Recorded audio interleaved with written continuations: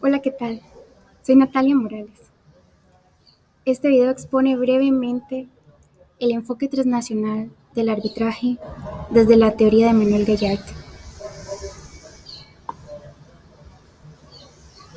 quien indicó la idea de un orden judicial arbitral y abordó la cuestión de las posibles limitaciones de la autonomía en las partes en la determinación del derecho aplicable.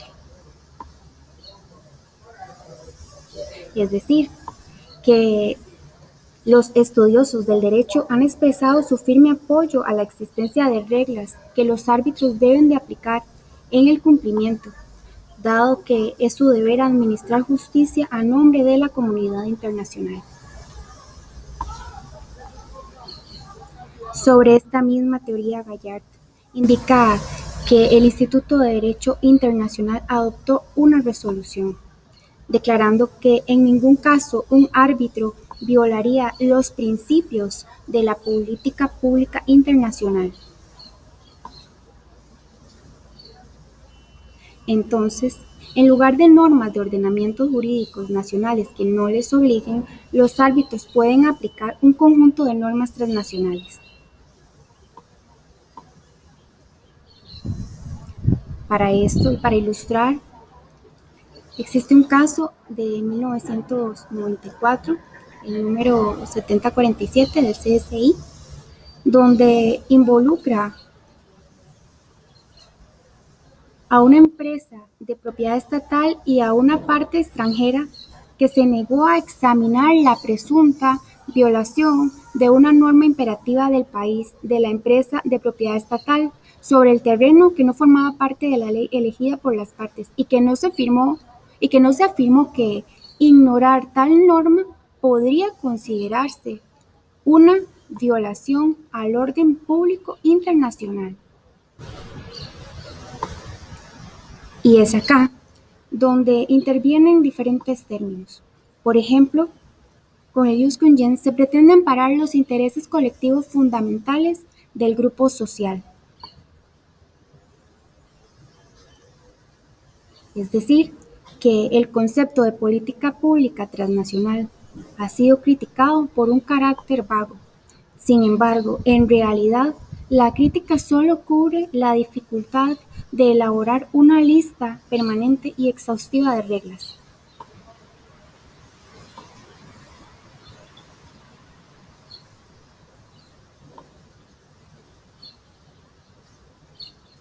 Por otro lado, si se acepta que la política pública transnacional es una noción funcional o, en otras palabras, que las reglas transnacionales son producto de un método y no de una lista, entonces conviene reconocer que este método proporciona a los árbitros una pauta mucho más específica. Entonces, los árbitros no administran justicia en nombre de ningún Estado en específico. Naturalmente, recurrirán a un consenso alcanzado por la comunidad internacional y sobre este tema en el desempeño de su tarea.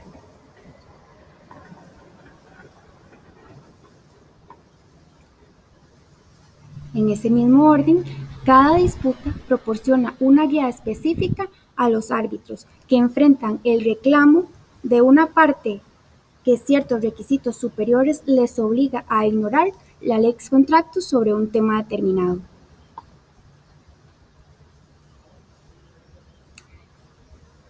La lex contractus establece que el contrato es norma jurídica válida entre las partes contratantes.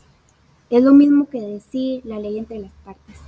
Y es acá relacionado el concepto de separabilidad.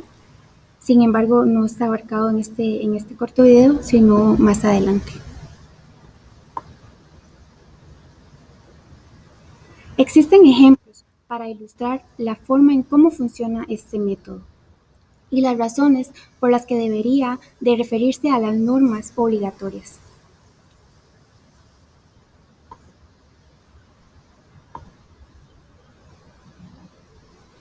La corrupción y otras prácticas cuestionables diseñadas para asegurar contratos gubernamentales hoy encuentran la desaprobación general de la comunidad internacional.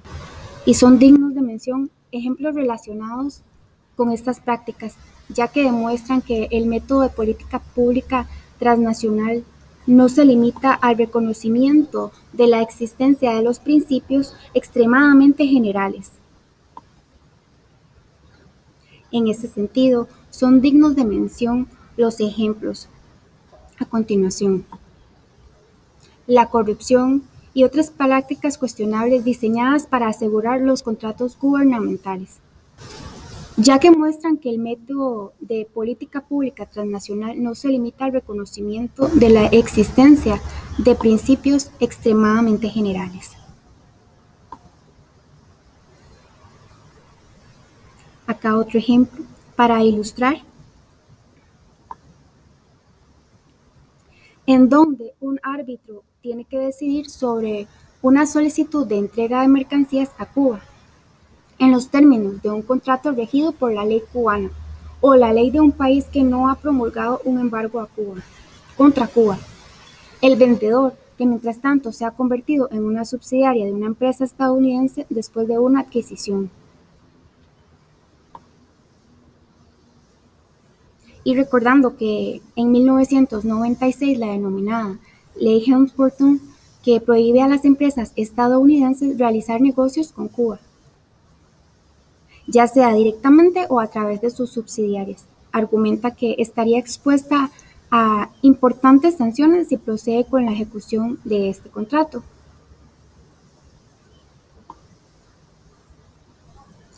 Es así que esta legislación indudablemente califica como una regla obligatoria Public Policy Rules, en donde el deber del Estado es de respetar sus obligaciones frente a otros estados u organismos internacionales. Este orden público internacional permite la aplicación de institutos o elementos extranjeros, conceptualizado por el derecho internacional privado, y abarca normas o principios de carácter imperativos que atañen las ideas esenciales de la vida política, económica o social del Estado, de un Estado. Y así, entonces, como se ha dicho hasta ahora en este breve video sobre el enfoque transnacional del arbitraje, es deber del Estado respetar sus obligaciones frente a otros organismos internacionales. Y esto permite la no aplicación de institutos o elementos extranjeros, siempre y cuando se verifique que ellos atentarían contra principios fundamentales del ordenamiento jurídico del Estado donde se pretendan hacer valer. Esto permitiría a los árbitros aplicar no solo las reglas obligatorias que consideren legítimas.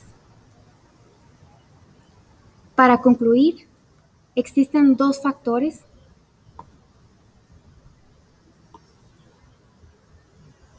Uno, la universalización de situaciones entre personas de comunidades nacionales o estatales diversas. Y la número dos, la heterogeneidad internacional en sus manifestaciones y sociales, las sociales y las políticas.